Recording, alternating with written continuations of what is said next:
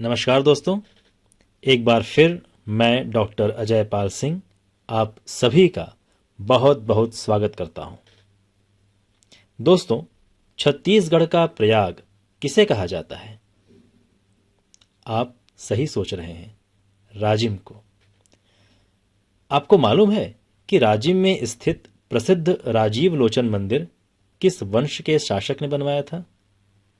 यह जानना BA, MA अथवा एमफिल की परीक्षाओं के साथ पीएससी और व्यापम जैसी परीक्षाओं के लिए भी बेहद महत्वपूर्ण है।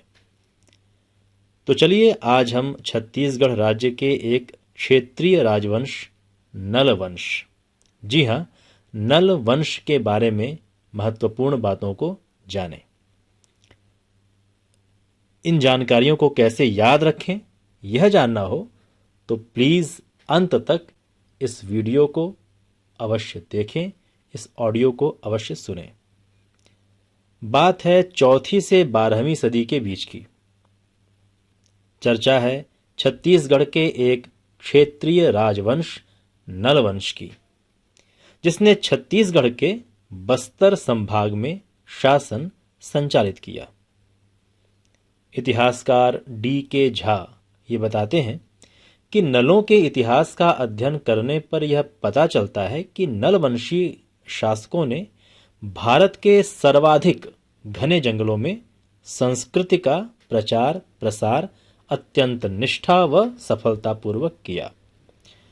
दोस्तों, छत्तीसगढ़ के क्षेत्रीय राजवंश नलवंश का क्षेत्राधिकार महाकांतर या दंडकारण्य था, जिसे आज बस्तर संभाग के रूप में देखा जाता है। नल वंश के बारे में जानकारी पुलकेशिन द्वितीय के ऐहोल अभिलेख और वायु पुराण से मिलती है। कुछ सिक्कों व दान पत्र, ताम्रपत्र, शिलालेख इत्यादि से भी नल वंश से संबंधित जानकारियां मिलती हैं। इन सभी को मैं आपके साथ शेयर करने का प्रयास करता हूं। कृपया ध्यान से सुनिएगा। किसी भी तरह का कंफ्यूजन हो तो आप मूल अथवा शासन के दस्तावेजों को सही मानें। दोस्तों, नलवंश का संस्थापक शिशुक को कहा जाता है, जबकि वास्तविक संस्थापक वराहराज को मानते हैं। इन दोनों के बीच में एक अन्य शासक व्याघ्रराज की चर्चा मिलती है। 3 बातें हुई। शिशुक संस्थापक हैं, वास्तविक संस्थापक वराहराज हैं और इन दोनों के बीच में व्याघ्रराज हैं। और व्याघ्रराज इसलिए महत्वपूर्ण हो जाते हैं क्योंकि गुप्त सम्राट समुद्रगुप्त के दक्षिणापथ अभियान में समुद्रगुप्त ने इन्हें पराजित किया था। इन तीनों शासकों को याद रखने के लिए आप कुछ इस प्रकार से कोडिंग कर सकते हैं कि नल के पास, नल जिससे हम पानी पीते हैं, नल चला करके, आप इमेजिन करिए, कल्पना है ये कि नल के पास एक शिशु है जो कि व्याघ्र यानी बाघ और वराह का है। मतलब बाघ और वराह का एक शिशु है। इस तरह से आपने इमेजिन कर लिया। तो इस इमेजिन को आप कैसे अपने लिए उपयोगी बनाएंगे? नल के पास, नल यानी नलवंश हो गया, शिशु यानी शुरुआती शासक जो कि नलवंश के संस्थापक हो गए, शिशुक, ठीक है, शिशु से शिशुक हो गए, व्याघ्र यानी व्याघ्रराज और वराह यानी वराहराज।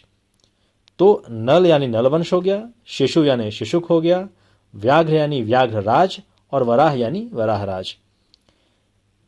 एक तरीका और भी है जिससे आप पीएससी और व्यापम के इस महत्वपूर्ण प्रश्न का सही उत्तर बता सकते हैं कि समुद्रगुप्त ने अपने दक्षिणापथ अभियान के दौरान महाकांतर के किस शासक को पराजित किया? तो इसका उत्तर है व्याघ्रराज, जिसे याद करने के लिए आप व्यासगुप्त, किसी व्यक्ति का नाम हो सकता है, आप इसे भी याद रखने के लिए उपयोग में ला सकते हैं। व्यासगुप्त, यहां पर गुप्त यानी गुप्त वंश है, व्या यानी व्याघ्रराज और स यानी समुद्र, ठीक है। व्यास, व्याघ्रराज, स समुद्र और गुप्त यानी गुप्त वंश। तो इस तरह से आप इसे याद कर सकते हैं। ये बहुत महत्वपूर्ण प्रश्न है। इसके बाद आप याद करिए भावार्थ। भावार्थ यानी किसी कविता का भाव याद करने को नहीं बोल रहा हूं। यहां भावार्थ के भाव, भाव धन अर्थ, तो भाव से हमें याद करना है भवदत्त वर्मन और अर्थ से याद करना है अर्थपति। ये दो शासक हैं, भवदत्त वर्मन और अर्थपति। इसके बाद स्कंद, स्तंभ, नंद। तो यहां स्कंद यानी स्कंद वर्मन, स्तंभ यानी स्तंभ राज और नंद माने नंदन राज। तो ये तीन शासक और हो गए। फिर पृथ्वी वीर विलास, एक मकान है, उसका नाम याद कर लीजिए आप कि एक मकान है जिसमें लिखा हुआ है पृथ्वी वीर विलास। तो पृथ्वी यानी पृथ्वीराज। यहां आप जानते ही होंगे कि ये पृथ्वीराज और विश्व प्रसिद्ध पृथ्वीराज चौहान दोनों अलग हैं, तो आप इसमें कंफ्यूज ना होइएगा। पृथ्वीराज नल वंश के शासक हैं। इसके बाद वीर से विरूपाक्ष और विलास से विलास तुंग, ये शासक हुए हैं। फिर भीमसेन और नरेंद्र थबल। यहां आपको नरेंद्र थबल को नहीं भूलना है क्योंकि इसे नल वंश का अंतिम शासक माना जाता है। बाकी और जिनकी चर्चाएं हुई हैं उन्हें आप याद कर लीजिए क्योंकि ये महत्वपूर्ण शासक हैं नल वंश के। रही बात नरेंद्र थबल की, तो ये अंतिम शासक हैं। इन्हें याद करने के लिए आप एक तरीका अपना सकते हैं। आप ध्यान से देखें, शब्द है नल, और नल शब्द को हम ऐसा माने कि ये दो बड़े शब्दों का मेल है। न से कोई शब्द हो सकता है और एक शब्द में ल आएगा। कैसे होगा ये आप ध्यान दें इसका। तो न शुरुआती शब्द है, यानी न से शुरुआती नाम नरेंद्र, और नल में ल आखिरी शब्द है, तो अगला नाम थबल, थबल का भी आखिरी शब्द ल है। तो इस तरह से भी आप इसे याद कर सकते हैं। न नरेंद्र, थबल का आखिरी अक्षर ल, तो नल, नरेंद्र और थबल। तो आप इस तरह से याद करें कि नल वंश का अंतिम शासक नरेंद्र थबल है। चलिए, ये तो हुआ शासकों के नाम। अब देखते हैं कि इन शासकों के बारे में क्या जानकारी मिलती है। बस्तर क्षेत्र के कोंडा गांव के एडेंगा, एडेंगा एक जगह है, से नल वंश के वास्तविक संस्थापक वराहराज की 29 स्वर्ण मुद्राएं प्राप्त हुई हैं। नलवंशी शासक अर्थपति के भी 2 स्वर्ण सिक्के एडेंगा से ही मिले हैं। इसी प्रकार दुर्ग के कुलिया ग्राम से स्तंभराज और नंदनराज की स्वर्ण मुद्राएं प्राप्त हुई हैं। तो ये मुद्राओं के विषय में जानकारी हो गई। 29 स्वर्ण मुद्राएं वराहराज की हैं, अर्थपति की और स्तंभराज की, नंदराज की, इनकी भी स्वर्ण मुद्राएं मिली हैं। ठीक है, फिर बात करते हैं युद्धों की। तो युद्धों में हम जब देखते हैं तो नलवंशी शासक भवदत्त वर्मन ने वाकाटक नरेश नरेंद्र सेन को परास्त किया था, जिसकी जानकारी का स्रोत रिद्धिपुर ताम्रपत्र अभिलेख है। ऐसी एक अन्य युद्ध हुआ था जिसमें भवदत्त वर्मन के पुत्र अर्थपति भट्टारक ने नरेंद्र सेन के पुत्र पृथ्वी सेन को पराजित किया था।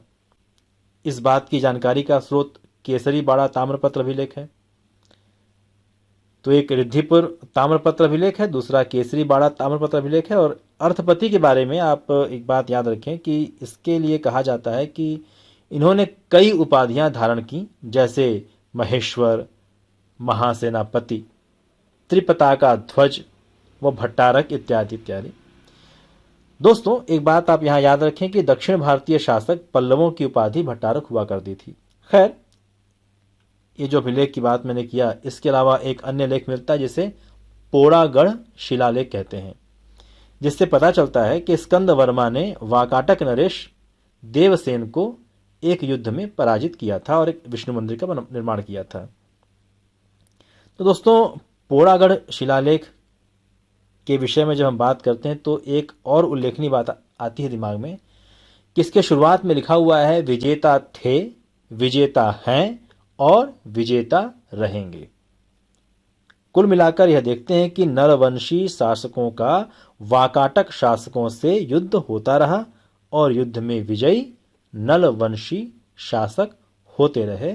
शायद यही वजह है कि पोड़ागढ़ शिलालेख की शुरुआत इससे होती है कि विजेता थे, विजेता हैं और विजेता रहेंगे।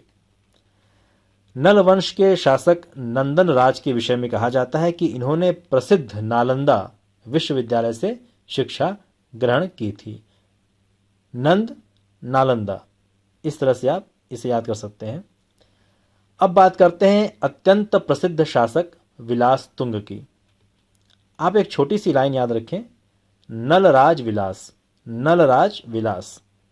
यहां नल यानी नलवंश, राज, नलराज के राज से मतलब है राजिम या राजीव लोचन मंदिर, और विलास यानी विलास तुंग।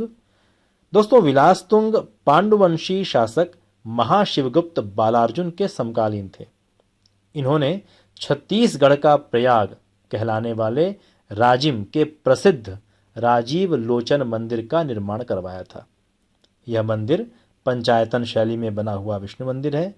यहाँ के अभिलेख, जिसे राजिम अभिलेख कहते हैं, में नल वंश के 3 शासकों की चर्चा मिलती है, पृथ्वीराज, विरूपाक्ष और विलासतुंग। यहाँ यह भी ध्यान रखें कि राजिम अभिलेख से ही पता चलता है कि पृथ्वीराज शिव के विरूपाक्ष स्वरूप के अनुयायी थे और संभवतः यही वजह थी कि उन्होंने अपने पुत्र का नाम विरूपाक्ष रखा। नलवंशी पल्लव व्याघ्र नंदीवर्मन का उदयेंदिरम दान पत्र मिलता है, जिससे यह जानकारी मिलती है कि विलासतुंग का उत्तराधिकारी पृथ्वी व्याघ्र बनता है। इसी प्रकार कोरापुट के गंजाम ताम्रपत्र से नलवंशी शासक भीमसेन देव की जानकारी मिलती है।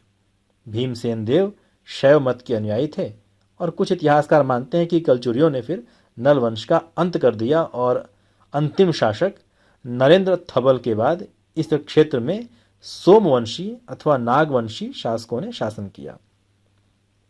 तो चलिए, अब अगला वीडियो जल्द ही आपके लिए आएगा, जिसमें चर्चा होगी छत्तीसगढ़ के एक अन्य महत्वपूर्ण क्षेत्रीय राजवंश छिंदक नागवंश की, जिसमें नागवंश की एक अन्य शाखा फणी नागवंश के बारे में भी कुछ महत्वपूर्ण जानकारियां आपसे शेयर की जाएंगी।